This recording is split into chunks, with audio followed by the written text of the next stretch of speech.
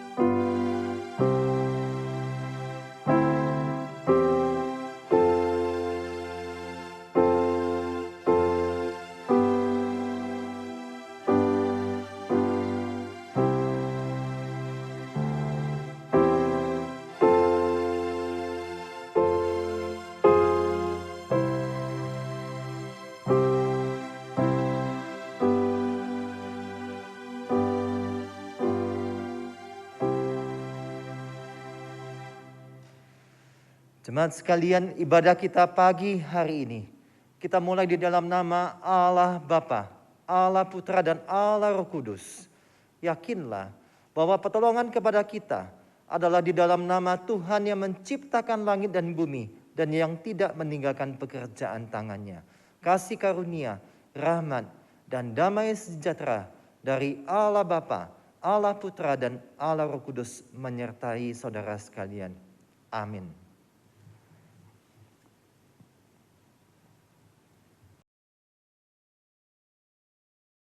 Bapak Ibu Jemaat Gereja Kristen Kalam Kudus dan saudara-saudara seiman yang pagi ini lagi mengikuti ibadah live streaming, selamat pagi. Mari dengan rasa hormat dan dengan kesungguhan hati, kita akan mengagungkan Allah kita, yakni Allah Bapa, Allah Putra, dan Allah Roh Kudus. Dialah Raja Gereja kita, dialah Allah pemelihara kita. Mari kita pujikan hormat bagi Allah Bapa.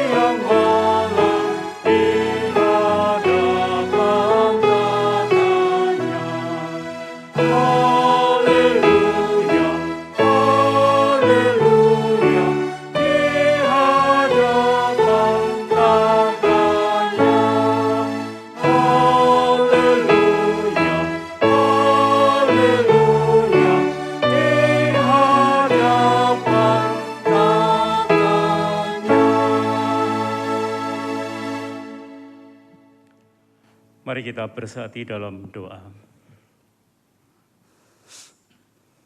Bapa di surga, yang kami kenal dan kami sembah di dalam Tuhan Yesus. Kami bersyukur ya Bapa, karena kami boleh melewati hari-hari kami dalam berbagai tantangan, rintangan, dalam suka dan duka, tetap dalam pemeliharaan Engkau. Ya Bapa, setahun kami lewati, kami beribadah secara live streaming. Kami bersyukur Tuhan, karena ini tidak melemahkan iman kami. Biarlah kami tetap berharap Tuhan sendiri Raja kami, Raja Gereja yang kami sembah, tetap kami muliakan dalam kehidupan kami. Bapa, pagi ini kami akan beribadah. Mari Tuhan, Engkau boleh hadir di tengah-tengah kami.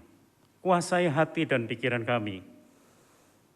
Pagi ini Tuhan, sebelum kami menghadap hadirat-Mu, dengan kerendahan hati Tuhan, kami mohon pengampunan Engkau. Untuk dosa-dosa yang sudah kami lakukan di hadapan Engkau, baik melalui perkataan, perbuatan, maupun pikiran kami, ampuni kami Tuhan. Layakkan kami, di pagi hari ini kami untuk menyembah Engkau, teristimewa Tuhan, mendengarkan firman-Mu. Ya Bapa, kami juga mengingat saudara-saudara kami yang mungkin saat ini tidak bisa beribadah. Mungkin mereka sakit, mereka terbaring, mereka bepergian, atau mereka tawar hati. Mari Tuhan, Engkau boleh melawat mereka satu persatu. Terima kasih Bapa, akhirnya ibadah kami pada pagi hari ini dari permulaan pertengahan sampai akhirnya kami serahkan di dalam pimpinan tangan-Mu. Di dalam nama Tuhan Yesus kami bersyukur dan berdoa. Amin. Bapak, Ibu, dan jemaat yang dikasihi Tuhan, pagi ini berita anugerah dan petunjuk hidup baru diambil dari 1 Yohanes 1 ayat 7. Demikian firman Tuhan. Tetapi jika kita hidup di dalam terang, sama seperti Dia ada di dalam terang, maka kita beroleh persekutuan seorang dengan yang lain. Dan darah Yesus anaknya itu menyucikan kita daripada segala dosa. Mari Bapak, Ibu, dan jemaat yang dikasihi Tuhan, kita akan bersama-sama dengan segala orang percaya dari segala abad dan tempat, kita akan mengakui pengakuan iman rasuli kita. Pengakuan iman rasuli. Aku percaya kepada Allah, Bapa yang Maha Kuasa, Khalik langit dan bumi, dan kepada Yesus Kristus, Anaknya yang tunggal Tuhan kita, yang dikandung dari Roh Kudus, lahir dari anak darah Maria, yang menderita sengsara di bawah pemerintahan Pontius Pilatus, disalibkan, mati dan dikuburkan, turun dalam kerajaan maut.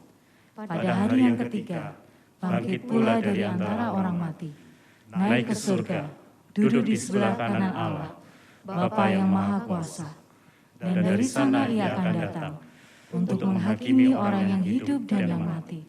Aku percaya kepada Roh Kudus, gereja yang kudus dan am, persekutuan orang kudus, pengampunan dosa, kebangkitan tubuh, dan hidup yang kekal. Amin. Jemaat, kami persilakan untuk duduk kembali. Bapak Ibu yang dikasihi Tuhan, kita perlu memiliki pikiran seperti Kristus. Bahkan bukan hanya memiliki pikiran seperti Kristus, tetapi kita juga mau serupa seperti Kristus, yang lemah lembut, penuh rahmat, serta mau menolong yang tawar hati. Biarlah lagu ini boleh menjadikan kita sebagai anak-anak Tuhan, menjadi penolong bagi orang-orang di sekitar kita, khususnya di masa pandemi yang serba sulit di sekeliling kita.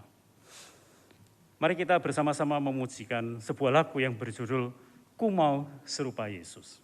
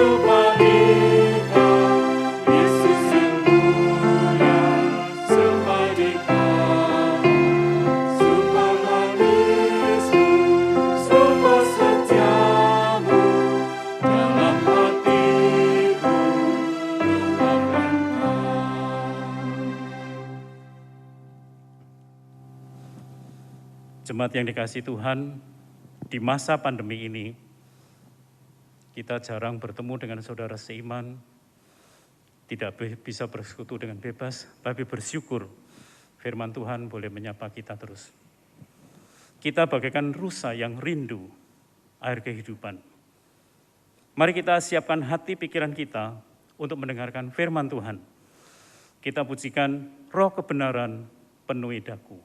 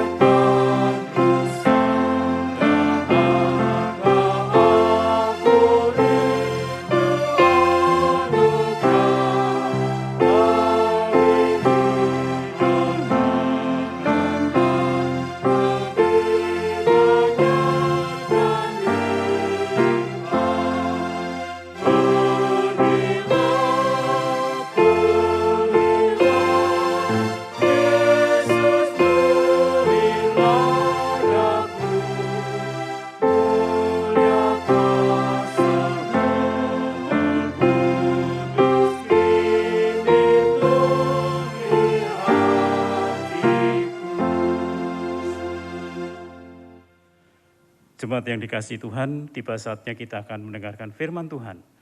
Firman Tuhan pada pagi hari ini akan dibawakan oleh Bapak Pendeta Gino Manugi. Selamat mendengarkan firman Tuhan. Selamat pagi Bapak Ibu Saudara yang dikasihi oleh Tuhan Yesus. Mari kita bersama mengawali perenungan firman Tuhan pada pagi hari ini dengan kita berdoa. Mari kita satukan hati kita berdoa. Bapa di surga, saatnya kami akan mendengarkan firman-Mu. Berbicaralah kepada kami, ya Tuhan, dan kiranya Tuhan yang menaruh kebenaran-kebenaran firman-Mu di dalam hati dan pikiran kami, dan dengan pertolongan-Mu ya Tuhan kami bisa melakukannya, dan hidup kami boleh diubahkan berdasarkan kuat kuasa daripada-Mu dan kebenaran-Mu ya Tuhan. Untuk hamba-Mu yang akan menyampaikan firman-Mu, Tuhan berkati dengan segala kekurangan, dengan segala ketidaklayakannya, kiranya Tuhanlah yang menyertai dan memampukannya. Dan setiap kami yang belajar firman-Mu, kami juga membuka hati kami. Kiranya Tuhanlah yang boleh menyapa kami semua. Terima kasih Bapak, ini doa kami, berkati pemberitaan firman-Mu pada saat ini. Dalam nama Tuhan Yesus kami berdoa. Amin. Bapak Ibu Saudara, mari saya mengajak kita bersama membuka satu bagian firman Tuhan yang menjadi renungan bagi kita pada pagi hari ini. Terambil dari Kolose pasal 2, kitab Kolose pasal 2 ayat 20 sampai dengan pasal 3 ayatnya yang keempat. Kolose pasal 2 ayat 20 sampai dengan Kolose pasal 3 ayat yang keempat. Saya akan membacakan bagi kita sekalian, Bapak Ibu Saudara bisa memperhatikan di monitor ataupun juga bisa memperhatikan di Alkitabnya masing-masing.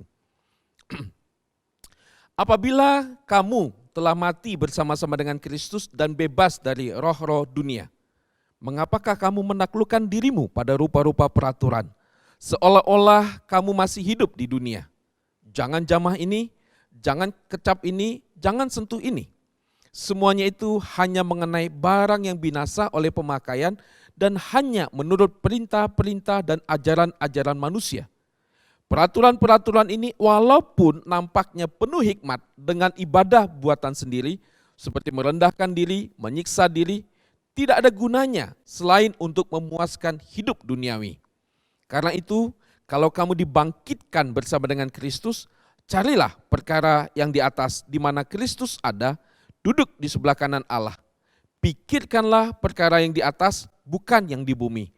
Sebab kamu telah mati dan hidupmu tersembunyi bersama-sama dengan Kristus di dalam Allah. Apabila Kristus yang adalah hidup kita menyatakan diri kelak, kamu pun akan menyatakan diri bersama dengan Dia dalam kemuliaan. Demikian firman Tuhan. Bapak Ibu Saudara, saya ingin mengawali renungan pagi hari ini dengan sebuah gambar. Bapak Ibu Saudara bisa perhatikan gambar ini ya. Oke, apa yang Bapak Ibu saksikan? Ada sebuah keluarga, suami istri dengan 2 anaknya. Dan kalau kita melihat gambar ini, kita bisa sedikit menyimpulkan Bapak Ibu Saudara ya, bahwa keluarga ini mungkin mereka sedang nonton. Kenapa? Sebab si ayah sedang memegang sebuah remote. Nah mungkin Bapak Ibu Saudara, Bapak Ibu Saudara pernah melakukan hal ini ketika nonton bersama dengan anak-anak, lalu Bapak Ibu menutup mata mereka. Atau mungkin teman-teman pernah mengalaminya ketika lagi asik nonton sama papa mama, tiba-tiba mata dari teman-teman ditutup oleh papa mama. Oke. Nah, Bapak Ibu Saudara, apa yang terjadi? Mengapa orang tua menutup mata anak-anak ini? Bisa jadi kita akan berkata bahwa di dalam film atau di dalam acara yang mereka tonton ada adegan yang mengandung nilai-nilai kekerasan, mengandung adegan-adegan kekerasan yang terkesan ganas, yang terkesan sadis, penuh dengan kejahatan, penuh dengan kekejaman. Jadi kita merasa anak kita nggak pantas untuk nonton seperti ini. Mungkin juga ada bagian-bagian yang kita rasa ini nggak cocok untuk ditonton oleh anak-anak. Nah Bapak Ibu Saudara, dari sini kita bisa melihat, kita bisa menyimpulkan bahwa apa yang kita tonton, apa yang kita saksikan, itu bisa memberikan sebuah dampak yang negatif khususnya dalam hal ini. Memang Bapak Ibu Saudara, tidak semua film, tidak semua acara itu berdampak negatif. Ada memang acara yang kita lihat itu mengandung pesan-pesan yang sangat baik. Tetapi kalau berdasarkan film ini, berdasarkan gambar yang tadi kita lihat, maka kita bisa menyimpulkan bahwa apa yang ditonton itu bisa memberikan dampak negatif. Apa yang ditonton itu bisa masuk dalam hati dan pikiran mereka dan itu mempengaruhi sikap hidup mereka, mempengaruhi perkataan mereka, mempengaruhi perilaku mereka, tingkah laku mereka. Bahkan itu akan mempengaruhi kebiasaan-kebiasaan mereka, bahkan itu juga bisa menjadi sebuah pola hidup dalam hidup mereka. Bapak Ibu Saudara, kita bisa memperhatikan itu di berbagai media sosial, kita bisa baca ada efek-efek negatif di mana ada anak-anak yang meniru bagian-bagian dari sebuah film atau sebuah acara yang mereka saksikan dan itu membawa dampak yang negatif, yang buruk dalam hidup mereka. Nah Bapak Ibu Saudara, saya mau katakan bahwa sesungguhnya ini bukan hanya perlu diperhatikan oleh anak-anak.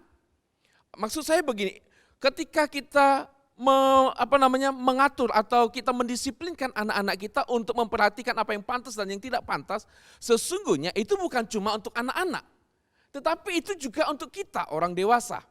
Jadi anak-anak, remaja, pemuda, orang dewasa, bahkan yang sampai lanjut usia pun kita perlu memperhatikan apa yang masuk ke dalam hati dan pikiran kita.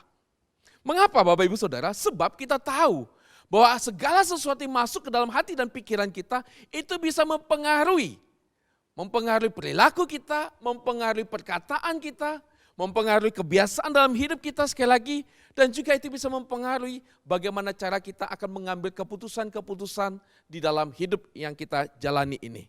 Jadi Bapak Ibu Saudara, kita perlu memperhatikan dengan baik, dengan serius apa yang masuk ke dalam pikiran kita, apa yang masuk ke dalam hati kita. Sebab sekali lagi apa yang masuk itu akan mempengaruhi kehidupan kita, mempengaruhi perilaku dan perkataan kita. Nah, Bapak Ibu Saudara, Rasul Paulus di sini memberikan sebuah nasihat kepada kita. Kita perhatikan secara khusus pasal 3 ayat 2, di situ Paulus katakan, pikirkanlah perkara yang di atas, bukan yang di bumi. Pikirkanlah perkara yang di atas, bukan yang di bumi. Pasal 3 ayat 1 juga Paulus katakan, carilah perkara yang di atas.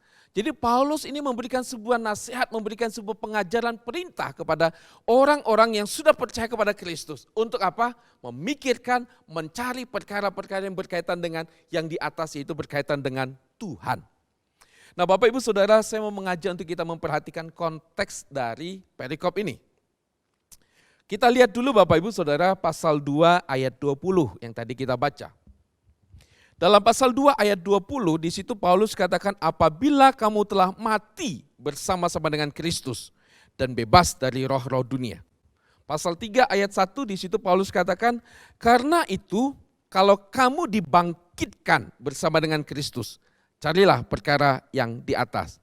Nah, Bapak Ibu Saudara, ada dua frasa di sini. Kamu telah mati bersama dengan Kristus, pasal 3 ayat 1, kamu telah dibangkitkan bersama dengan Kristus. Sudah mati bersama dengan Kristus, lalu sudah bangkit bersama dengan Kristus. Dibangkitkan bersama dengan Kristus.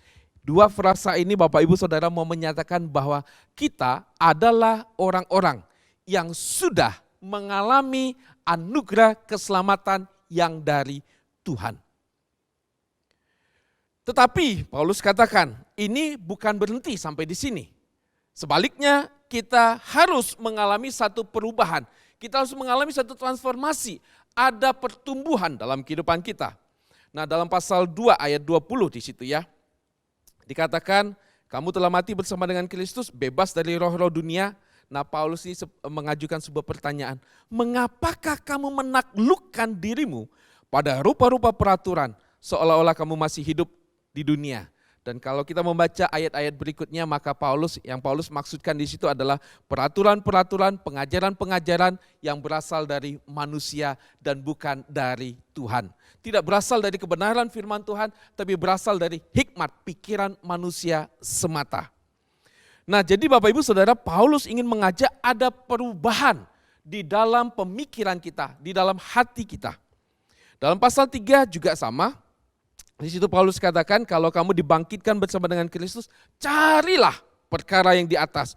Pikirkanlah perkara yang di atas. Jadi sekali lagi Bapak Ibu Saudara, sesudah kita percaya kepada Kristus, maka kita harus mengalami perubahan.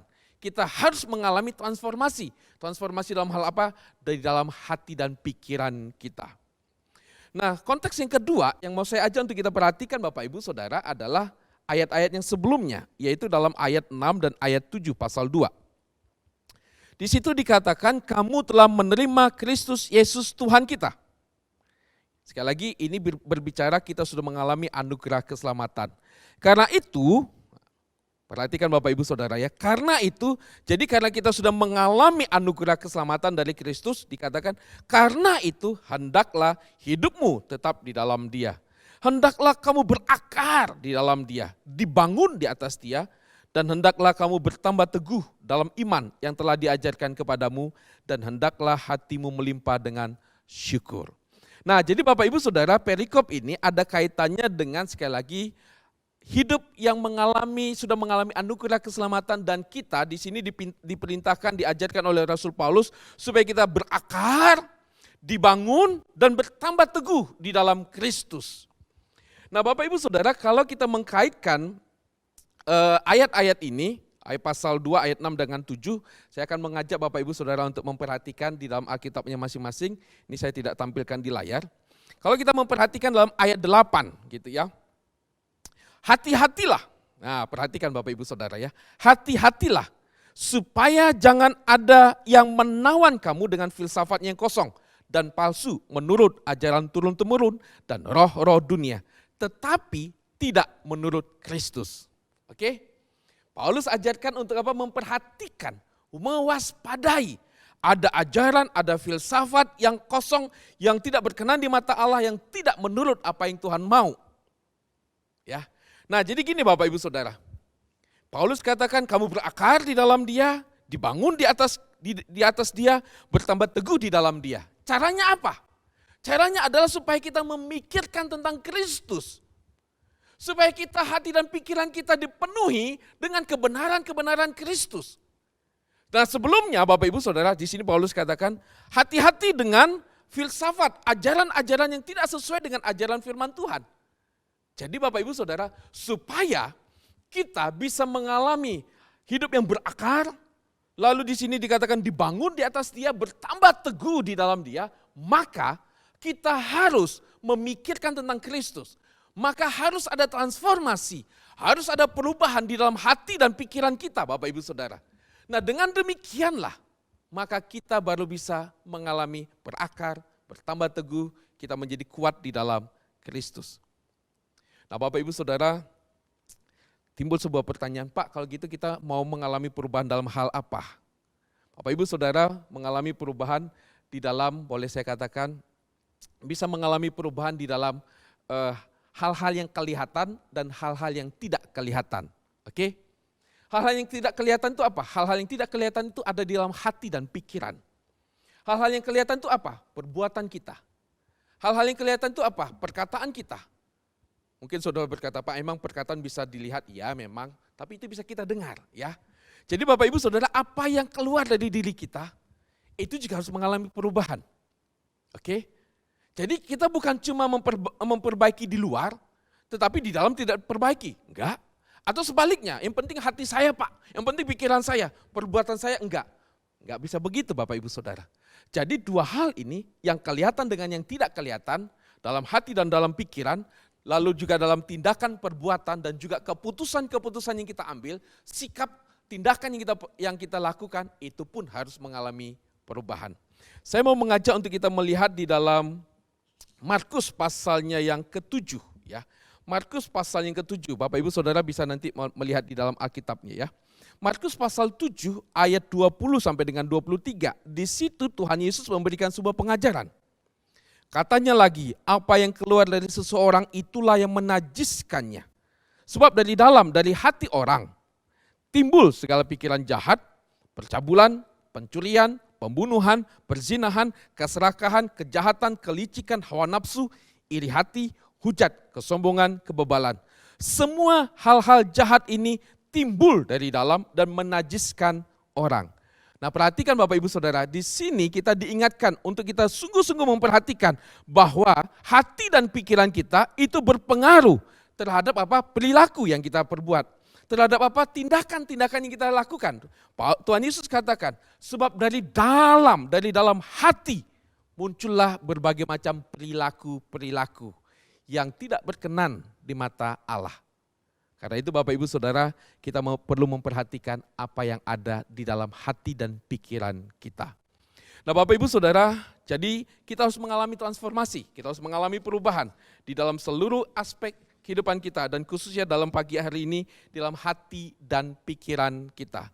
Jadi kita harus menanggalkan manusia lama kita, hati dan pikiran yang tidak berkenan di mata Allah, lalu kita ganti dengan yang baru, yang seturut dengan apa yang Tuhan mau. Nah kalau kita memperhatikan konteks jemaat di Kolose, maka kita menemukan ada pengajaran-pengajaran yang mereka adopt atau mungkin mereka adopsi gitu ya Bapak Ibu Saudara, atau yang mereka lakukan dalam kehidupan mereka.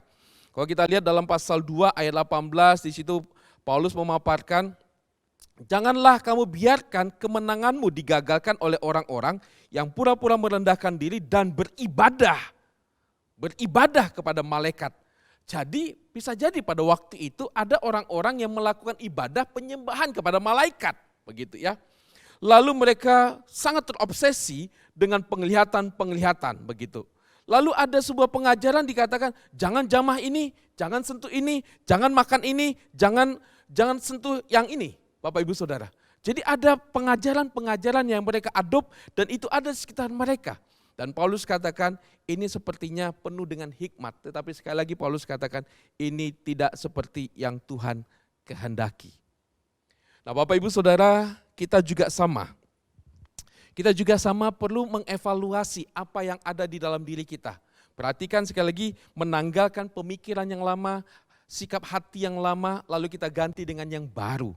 Paulus katakan tadi, tinggalkan penyembahan atau konsep untuk menyembah kepada malaikat-malaikat gitu ya. Lalu diganti hanya untuk penyembahan kepada Allah saja, menyembah kepada Kristus saja, memikirkan tentang Kristus saja dan bukan yang lain.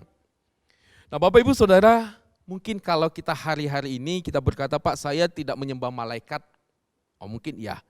Tetapi bisa jadi Bapak Ibu Saudara kita melakukan yang dalam bentuk yang lain. Misalnya tentang hari-hari baik. Ya, misalnya kalau kita mau melakukan satu tindakan, satu acara, kita hitung dulu harinya. Hari baik atau tidak? Kalau harinya hari baik, maka kita akan lakukan. Tapi kalau tidak hari baik, maka kita menundanya. Kita cari hari yang lain yang cocok, yang dikatakan hari itu adalah hari baik.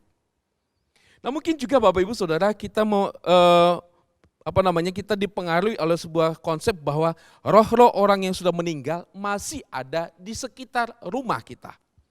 Bapak Ibu Saudara, lalu kita membayangkan bahwa ya, dia akan datang menyapa kita di waktu-waktu tertentu. Bapak Ibu Saudara, ini adalah bentuk-bentuk pengajaran yang lama yang harus kita ganti.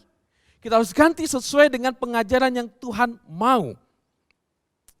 Nah Bapak Ibu Saudara, sekarang yang menjadi masalah adalah kita akan meninggalkan manusia yang lama, pemikiran yang lama, konsep-konsep yang lama, pengajaran yang lama, lalu kita akan ganti yang baru. Nah timbul masalah Bapak Ibu Saudara, masalahnya adalah konsep yang lama itu sudah boleh saya katakan mendarah daging dalam diri kita. Sudah ada banyak perilaku kita, tindakan kita dipengaruhi oleh hal-hal itu. Nah kalau kita mau meninggalkan itu kita rasanya sangat sulit. Bahkan kadang-kadang nih Bapak Ibu ya, ada perasaan takut dalam diri kita pada waktu kita tidak melakukan hal-hal itu. Bapak Ibu Saudara sekali lagi, di dalam Kristus Tuhan itu ada kebenaran dan di dalam kebenaran Tuhan itu ada kedamaian, ada ketenangan. Nah masalah yang kedua Bapak Ibu Saudara, di dalam hidup kita ini ada begitu banyak konsep, ada begitu banyak ajaran yang berseliweran gitu ya, yang begitu banyak kita jumpai dalam kehidupan kita ini. Jadi yang satu tadi ini sudah mendarah daging dalam diri kita, jadi kalau kita mau melepaskannya sangat sulit. Tapi saya anjurkan Bapak Ibu Saudara, saya memberikan arahan kepada kita untuk kita meninggalkan pola pikir yang lama ini. Nah yang kedua Bapak Ibu Saudara, ketika kita bergumul ada begitu banyak ajaran yang kita dengar di sekeliling kita. Dan ajaran-ajaran ini dalam tanda kutip menggoda kita, membujuk kita, merayu kita supaya kita mengikuti ajaran yang ada ini. Misalnya Bapak Ibu Saudara, dendam harus dibalaskan, kebencian harus dibalaskan, sakit hati harus dibalaskan, gigi ganti gigi, mata ganti mata, gitu Bapak Ibu Saudara ya.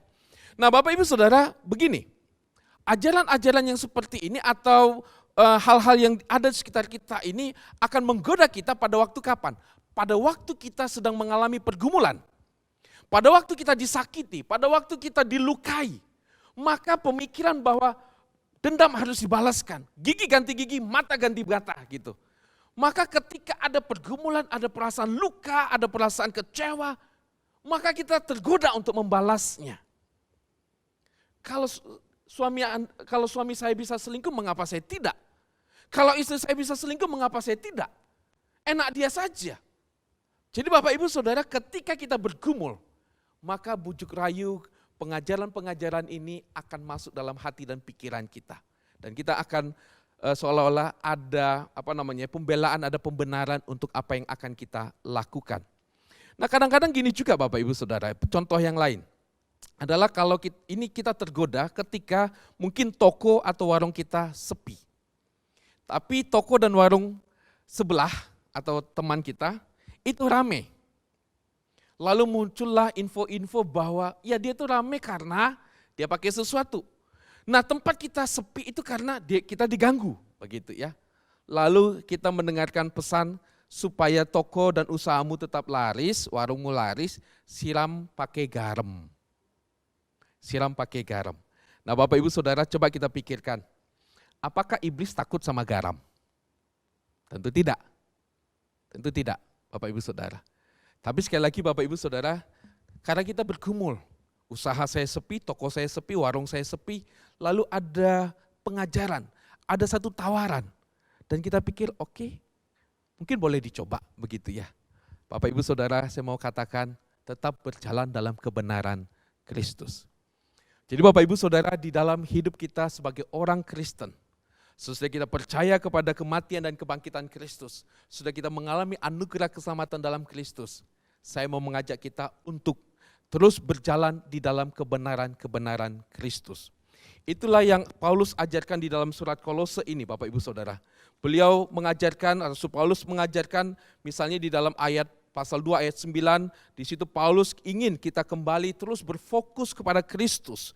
Begitu juga dengan pasal 3 ayat 1 sampai dengan 4, di situ Rasul Paulus mengajarkan kepada kita untuk terus berfokus kepada Kristus. Mengandalkan Kristus dan mengisi hati dan pikiran kita dengan kebenaran-kebenaran Kristus. Nah Bapak Ibu Saudara, apa yang harus kita lakukan? Nah saya ingin mengajak kita untuk memikirkan dari apa yang Paulus ajarkan di dalam Filipi pasal 4. Filipi pasal 4 ayatnya yang ke-8. Paulus katakan, jadi akhirnya saudara-saudara, semua yang benar, semua yang mulia, semua yang adil, semua yang suci, semua yang manis, semua yang sedap didengar, semua yang disebut kebajikan dan patut dipuji, pikirkanlah semuanya itu. Perhatikan, apa yang harus kita pikirkan? Semua yang benar, semua yang mulia, semua yang adil, semua yang suci, semua yang manis, semua yang sedap didengar, semua yang disebut kebajikan dan patut dipuji, pikirkanlah semuanya itu. Sebab ketika kita memikirkan hal-hal ini, maka kita sedang memikirkan apa yang Tuhan kehendaki, apa yang Tuhan pikirkan. Tuhan itu memikirkan tentang kebenaran, tentang kemuliaan dan sebagainya. Dan itu juga lah yang harus kita pikirkan. Nah Bapak Ibu Saudara, saya ingin mengajak untuk kita melihat 3 saja dari apa yang Paulus sampaikan di sini, yaitu tentang pertama, mari kita memikirkan semua yang benar. Pikirkanlah semua yang benar. Bapak Ibu Saudara, di dalam hidup kita ini ada begitu banyak hal yang kita pikirkan. Sejak kita bangun pagi, bekerja di siang hari, dan bahkan malam sebelum tidur, ada banyak hal yang kita pikirkan. Nah sekarang saya mau mengajak untuk kita memikirkan apa yang kita pikirkan. Sekarang saya mau mengajak untuk kita mengevaluasi, melihat apa yang ada dalam hati kita. Sesungguhnya Bapak Ibu Saudara, sesudah kita merefleksikan, sesungguhnya ada banyak hal yang tidak perlu kita pikirkan. Ada banyak hal yang tidak perlu masuk dalam hati dan pikiran kita. Ada banyak. Dan terutama Bapak Ibu Saudara, yang tidak perlu kita pikirkan itu adalah sesuatu yang tidak berkenan di mata Allah. Jadi Bapak Ibu Saudara, yang perlu kita pikirkan itu apa? Yang perlu harus ada terus dalam hati dan pikiran kita adalah kebenaran-kebenaran Tuhan. Karena itu sangat indah Bapak Ibu Saudara, setiap hari ada waktu di mana kita merenungkan, membaca, merenungkan firman Tuhan. Dan membiarkan firman Tuhan itu terus ada dalam hati dan pikiran kita. Terus hati dan pikiran kita dipenuhi oleh kebenaran-kebenaran firman Tuhan. Sebab apa Bapak Ibu Saudara? Sekali lagi ada begitu banyak pengajaran di sekitar kita. Firman Tuhan adalah kebenaran. Tetapi ketika di sekeliling kita ada begitu banyak pengajaran, ada begitu banyak hal yang menggoda dan menggoda kita, membujuk kita Bapak Ibu Saudara, maka akan seperti terjadi peperangan dalam hati dan pikiran kita. Nah karena itu Bapak Ibu Saudara, alangkah indahnya, alangkah signifikannya kalau hati dan pikiran kita dipenuhi oleh kebenaran-kebenaran firman Tuhan. Ada banyak pikiran-pikiran yang gak benar muncul dalam hati dan pikiran kita. Bapak Ibu Saudara, suatu ketika anak kami minta dibelikan sebuah buku. Ya, dia memang sering minta dibelikan buku dan saya membelikannya. Suatu ketika dia akan membeli sebuah buku, Pak, Meme mau beli buku ini. Saya lihat judulnya, bukunya itu tebal. Dan saya katakan, Me, buku ini akan membuat kamu berpikir. Gak apa-apa, Meme suka. Oke. Lalu dia mulai membaca. Dan membaca dan terus membaca. Lalu dia mengutip salah satu bagian dari buku itu. Ya, dia mengutip salah satu bagian dari buku itu. Lalu dia share ke saya dia sampaikan kepada saya. Dan beberapa waktu kemudian saya ajak dia diskusi tentang isi buku itu dan apa yang dia kutip dari buku itu. Saya memaparkan bahwa konsep yang diajarkan dalam buku itu atau yang dia kutip pada waktu itu adalah ajaran yang tidak cocok dengan apa yang Alkitab ajarkan. Lalu saya memaparkan kepada dia apa yang Alkitab ajarkan dan apa yang buku itu, apa yang bagian yang dia baca dari buku itu. Nah Bapak Ibu Saudara, kita akan berhadapan dengan begitu banyak pengajaran-pengajaran seperti ini. Kita bisa dapatkan dari berbagai macam media, televisi, bisa itu buku, bisa itu film, dan sebagainya. Dan semuanya mau menyampaikan sebuah pesan. Dan pikiran kita harus dipenuhi dengan kebenaran-kebenaran firman Tuhan. Lalu beberapa hari kemudian anak saya bilang, betul Pak yang Papa bilang. Jadi bagian itu berkata begini, Papa bilang begini, dan Meme setuju dengan yang Papa katakan, seperti yang Alkitab ajarkan. Karena itu Bapak Ibu Saudara, mari kita memikirkan apa yang benar seturut dengan firman Tuhan. Dan penting sekali bagi kita untuk mengisi hati dan pikiran kita dengan kebenaran-kebenaran firman Tuhan. Lalu yang kedua Bapak Ibu Saudara, yang kedua, semua yang suci, pikirkanlah semuanya itu. Nah kalau kita memperhatikan ayat 5, pasal 3 ayat 5, karena itu matikanlah dalam dirimu segala sesuatu yang duniawi, yaitu percabulan, kenajisan, hawa nafsu, nafsu jahat dan juga keserakahan yang sama dengan penyembahan berhala. Ayat 7, dahulu kamu jika melakukan hal-hal itu ketika kamu hidup di dalamnya. Jadi berdasarkan ayat 7 ini kita bisa melihat bahwa jemaat di Kolose pada waktu itu sebagian mungkin ada beberapa di antara mereka yang melakukan di dalam apa yang disebutkan oleh Paulus dalam ayat yang kelima. Ada percabulan, kenajisan, hawa nafsu. Nah Bapak Ibu Saudara, Paulus ingin supaya jemaat di Kolose memikirkan apa yang benar, apa yang suci. Sebab apa? Pikiran mereka dulu, hidup mereka dulu sudah dipenuhi atau hidup mereka dulu pernah ada di dalam percabulan, ada di dalam kenajisan begitu, ada di dalam hawa nafsu. Nah, Paulus ingin supaya mereka memikirkan yang kudus. Nah, Bapak Ibu Saudara, perilaku misalnya percabulan, perzinahan, perselingkuhan itu diawali dari pikiran dan hati manusia. Jadi sebelum seseorang melakukan perilaku tindakan dia selingkuh, sebelum seseorang melakukan tindakan perzinahan, dia sudah mengalami proses itu terlebih dahulu di mana? Hati dan pikirannya Bapak Ibu Saudara. Jadi sebelum itu menjadi suatu tindakan yang nyata, kelihatan begitu, itu terjadi sebelumnya di dalam hati dan pikiran manusia. Karena itu Bapak Ibu Saudara penting sekali untuk kita betul-betul mendisiplinkan pikiran kita, hati kita. Nah Bapak Ibu Saudara, saya menyadari ini tidak mudah. Sebab apa? Godaan itu datang bisa kapan saja. Bisa kapan saja. Misalnya kita tidak kepikiran untuk melakukan atau memikirkan hal-hal yang tidak senonoh, hal-hal yang tidak pantas. Tetapi tiba-tiba bisa saja muncul pikiran itu. Atau ada sebuah bagian dari film yang kita tonton, tiba-tiba muncul pikiran itu Bapak Ibu Saudara. Karena itu kita betul-betul harus memohon anugerah Tuhan untuk mendisiplinkan arah hati dan pikiran kita hanya untuk memikirkan kekudusan yang dari Tuhan. Yang ketiga Bapak Ibu Saudara, semua yang sedap didengar, pikirkanlah. Apa yang perlu dipikirkan? Segala sesuatu yang sedap didengar. Ya. Nah Bapak Ibu Saudara, dalam bagian ini saya mau melihat contohnya itu dalam pasal 3 yaitu ayat 21. Hai bapak-bapak, janganlah sakiti hati anakmu, supaya jangan tawar hatinya. Kita bisa membuat hati seseorang menjadi tawar, itu bisa juga melalui perkataan. Perkataan-perkataan yang tidak sedap didengar. Perkataan-perkataan yang menjatuhkan, perkataan-perkataan yang menghina, perkataan-perkataan yang membuat seseorang merasa dirinya tidak berharga. Itu perkataan yang tidak sedap didengar. Sebaliknya, perkataan-perkataan yang sedap didengar itu adalah perkataan-perkataan yang menguatkan, yang membangkitkan semangat, yang membangkitkan harapan. Perkataan-perkataan yang membuat seseorang terdorong, termotivasi untuk bertumbuh di dalam Tuhan. Kita terbiasa Bapak Ibu Saudara untuk mengucapkan kata-kata yang menjatuhkan, meremehkan, menghinakan seseorang. Kita sudah terbiasa dengan kata-kata seperti itu. Dan sudah ada begitu banyak orang yang menjadi tawar hati. Nah Bapak Ibu Saudara, semua yang sedap didengar, kata-kata yang menguatkan, kata-kata yang membangkitkan, kata-kata yang memberikan semangat, dorongan kepada kita untuk bertumbuh di dalam Tuhan, itu yang kita pikirkan. Tapi memang Bapak Ibu Saudara, jujur kita harus akui bahwa ada banyak juga kata-kata yang tidak berkenan, yang tidak sedap didengar itu masuk kita dengar. Dan itu bisa meruntuhkan hati kita. Itu bisa membuat hati kita terluka.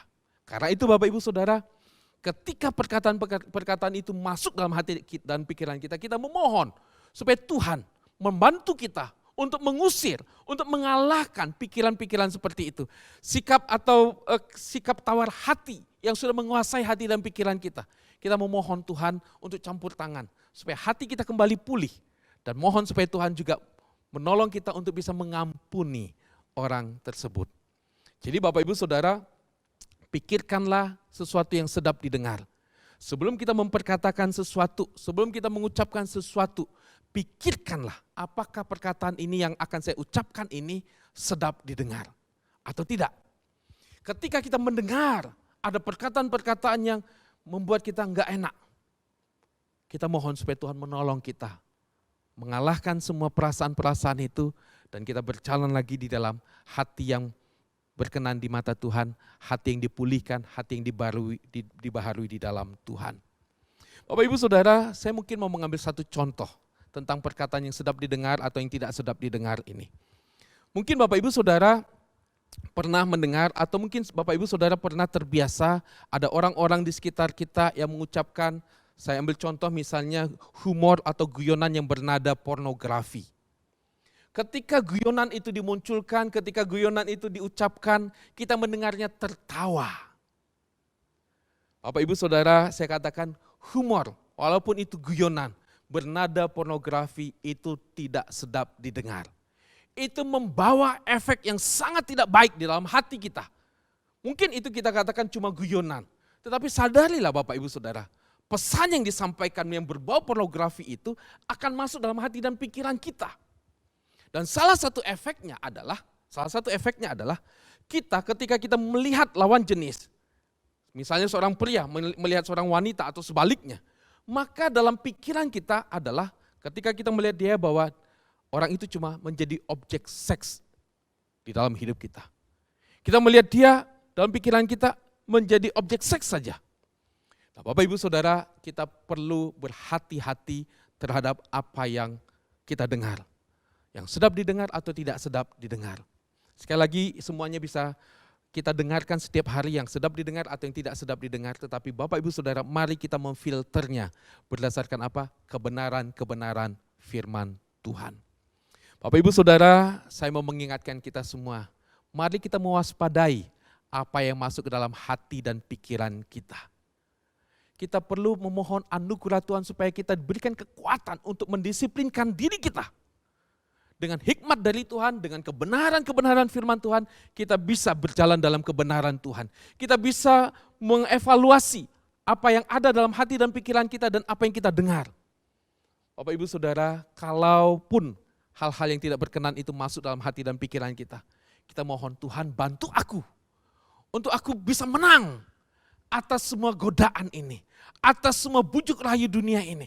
Tuhan tolong aku. Dan Bapak Ibu Saudara, mungkin Bapak Ibu Saudara juga butuh ada rekan-rekan, ada teman-teman yang bisa menolong saudara untuk melewati ini, itu juga baik.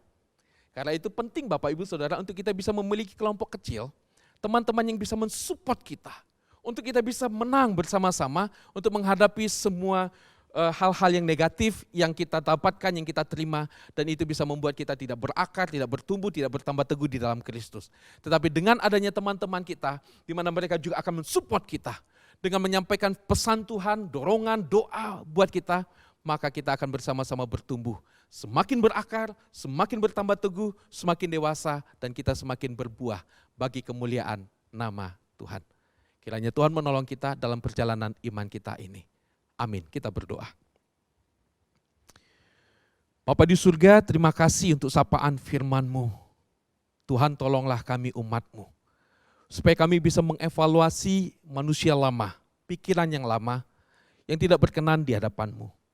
Dan dengan hikmat-Mu, dengan kebenaran-Mu, dengan keberanian yang daripada-Mu, kami akan menanggalkan manusia lama kami, pikiran yang lama, dan kami berjalan dalam kebenaran-Mu, di dalam kekudusan, di dalam hati yang takut akan Engkau, ya Tuhan. Karena itu Bapa bantu kami semua. Dan kiranya urapan-Mu menaungi kami semua. Tuhanlah yang memimpin kami. Engkau Bapa yang tahu isi hati kami semua, apa yang sedang kami gumuli hari-hari ini.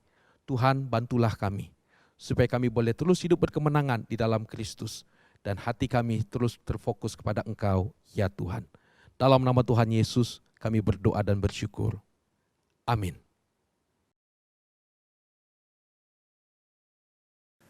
Jemaat sekalian, kita akan melanjutkan dengan doa syafaat. Marilah kita bersama-sama berdoa. Bapa dalam kerajaan surga, kami sungguh-sungguh bersehati berdoa bagi bangsa dan negara kami, khususnya bagi masyarakat di berbagai kota dan desa di NTT, Nusa Tenggara Timur. Kami berdoa Tuhan, kami melihat bagaimana dahsyatnya bencana banjir maupun badai yang melanda beberapa kota dan desa di sana. Mohon anugerah Tuhan untuk menolong setiap masyarakat yang ada di sana. Kami berdoa terus ya Tuhan untuk pemerintah maupun lembaga misi maupun lembaga-lembaga bantuan kemanusiaan maupun gereja-gereja yang terus bersama-sama berupaya untuk memberikan bantuan. Ada kendala transportasi, ada kendala cuaca, tetapi biarlah Tuhan boleh terus memberikan hikmat kepada lembaga-lembaga tersebut untuk menyalurkan bantuan kepada masyarakat yang membutuhkan. Kami berdoa Tuhan, dampak yang sungguh besar yang kami saksikan yang dialami oleh setiap masyarakat di sana yang mengalami korban, kehilangan anggota keluarga, kehilangan tempat tinggal, kerusakan di berbagai fasilitas umum di daerah atau di kota maupun di desa yang ada di sana.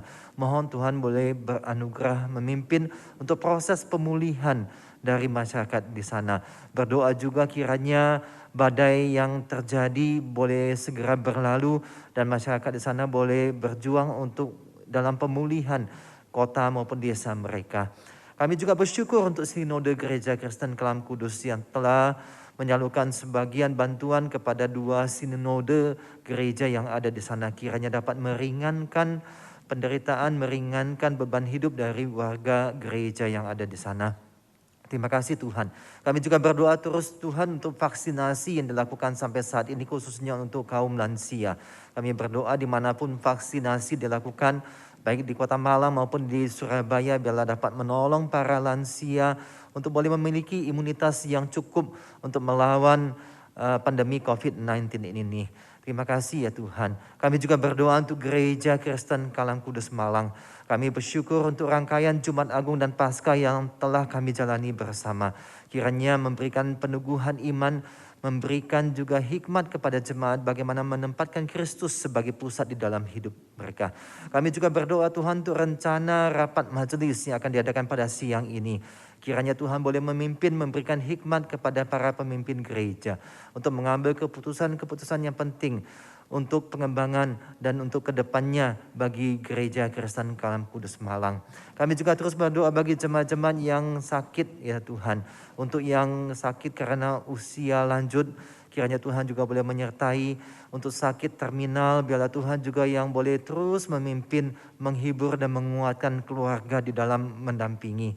Kami juga berdoa untuk jemaat yang terkena COVID, yang dalam pemulihan, biarlah Tuhan juga boleh memberikan kekuatan, memberikan pemulihan dari sakit COVID ini. Terima kasih Tuhan. Kami juga terus berdoa Tuhan untuk jemaat-jemaat yang juga membutuhkan lapangan pekerjaan, biarlah Tuhan yang membukakan, memberikan hikmat untuk mencari lapangan pekerjaan yang cocok untuk mereka menjalaninya untuk kehidupan keluarga. Ya Tuhan, kami juga berdoa untuk persembahan yang sebentar lagi kami akan berikan. Biarlah persembahan ini juga keluar dari hati yang mengasihi Tuhan, yang bersyukur untuk segenap pemeliharaan dari Tuhan. Dan pakailah persembahan ini bagi pekerjaan Tuhan melalui Gereja Kristen Kalam Kudus Malang ini. Terima kasih ya Tuhan. Kami alaskan semua doa-doa kami hanya di dalam nama Tuhan Yesus Kristus. Kami berdoa dan mengucap syukur. Amin. Shalom jemaat sekalian, kita bersyukur kita boleh mengikuti ibadah pada pagi hari ini. Terima kasih kepada Pendeta Gindo Manogi yang telah menyampaikan firman Tuhan. Kiranya boleh memberikan peneguhan iman kepada setiap kita bagaimana kita memiliki hikmat dan pikiran seperti pikiran Kristus. Dan kita juga bersyukur untuk semua para pelayan yang dengan setia melayani pada pagi hari ini. Kiranya Tuhan boleh terus memberkati pelayanan Bapak Ibu Saudara sekalian. Dan seperti biasa persembahan dapat Bapak Ibu berikan melalui scan QR Code maupun transfer ke rekening gereja. Persembahan dapat diberikan baik itu persembahan persepuluhan, persembahan rutin gereja maupun persembahan untuk aksi peduli COVID-19. Dan selanjutnya marilah kita menyaksikan warta tayang. Shalom jemaat sekalian. Diberitahukan kepada simpatisan yang ingin menjadi anggota GKKK Malang dan yang telah mengajukan surat atestasi diundang untuk mengikuti kelas atestasi pada tanggal 18 April dan 2 Mei 2021 pukul 4 sore melalui aplikasi Zoom. Bagi simpatisan yang ingin mengikutinya, diharapkan untuk segera mendaftar melalui TU GKKK Malang. Komisi Anak kembali mengadakan Parents Community untuk memperlengkapi para orang tua dalam pola pengasuhan dengan tema kesalahan keenam yang dapat dihindari oleh orang tua. Parents Community akan diadakan melalui aplikasi Zoom pada hari Sabtu, 24 April 2021 pukul 7 malam. Pendaftaran dapat dilakukan melalui link yang telah tersedia atau dapat menghubungi Ibu Nana dan Saudari Selfie. Kebaktian doa streaming Selasa 13 April akan dilayani oleh penginjil Jimmy Waroka. Kebaktian doa akan dimulai pada pukul 6 sore dan dapat diakses di YouTube channel GKKK Malang. Ibadah streaming minggu depan, tanggal 18 April 2021, akan dilayani oleh Pendeta Philip Andrew.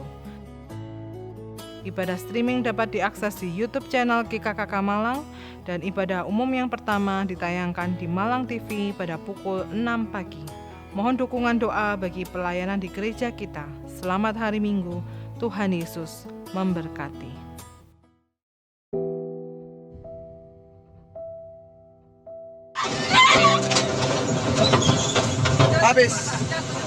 Habis.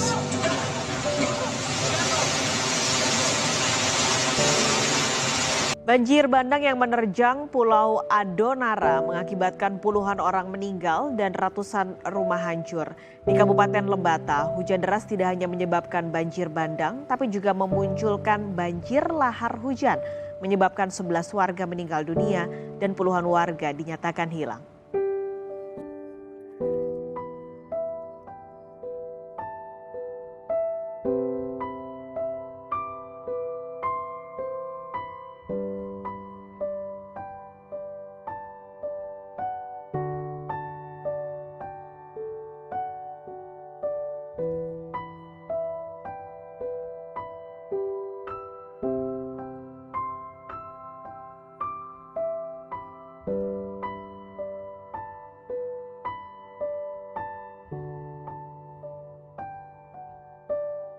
Menanggapi musibah bencana alam di NTT, maka Sinode menghimbau jemaat GKKK untuk berpartisipasi dalam penggalangan dana untuk membantu saudara-saudara kita yang menjadi korban bencana alam. Adapun pengumpulan bantuan untuk para korban dapat berupa persembahan dana atau persembahan berupa pakaian layak pakai. Persembahan dana dapat ditransfer ke rekening GKKK Malang dengan memberikan kode 04 di belakang persembahan. Contoh, jika jemaat memberikan persembahan 50.000, maka nominal yang ditransfer menjadi 50004. Batas pengumpulan paling lambat tanggal 14 April 2021. Persembahan berupa pakaian layak pakai dapat dikumpulkan di kantor GKKK di Jalan Semeru, paling lambat 19 April 2021. Jemaat sekalian, sekali lagi saya ingin memberikan penekanan tentang persembahan untuk kemanusiaan bagi korban bencana yang ada di NTT. Silakan Bapak Ibu, jemaat sekalian dapat mengambil bagian, memberikannya melalui transfer pada rekening gereja dengan memberikan kode 04 di akhir jumlah persembahan yang ada. Misalnya 50.000, kita tuliskan 50.004. Dan juga persembahan maupun bantuan yang diberikan baik juga berupa pakaian layak pakai, silakan Bapak Ibu dapat mengumpulkan di kantor gereja di Semeru. Nanti kita akan menyalurkan melalui lembaga-lembaga yang terpercaya agar tiba atau agar didapatkan pada orang-orang yang benar-benar membutuhkan bantuan tersebut. Dan seperti biasa, marilah kita tetap memperhatikan protokol kesehatan dimanapun kita berada dan kemanapun kita pergi. Baik, jemaat sekalian, saya undang kita semua untuk berdiri. Kita akan mengakhiri ibadah kita. Kita naikkan doksologi.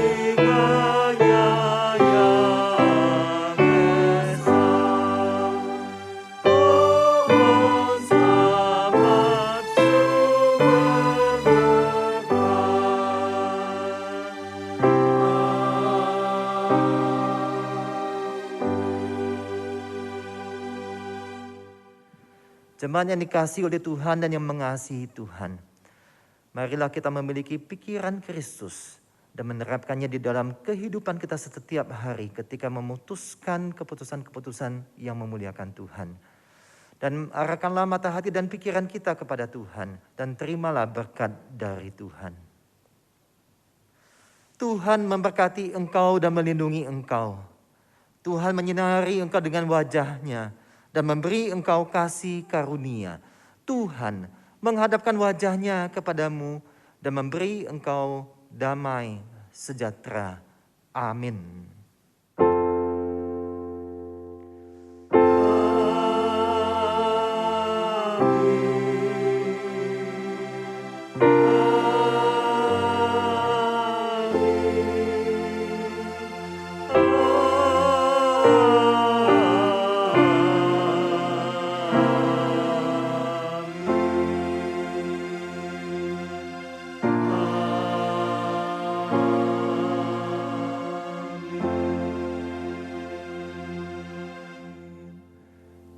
Ibadah kita selesai, silakan mengambil saat teduh. Tuhan Yesus memberkati kita sekalian.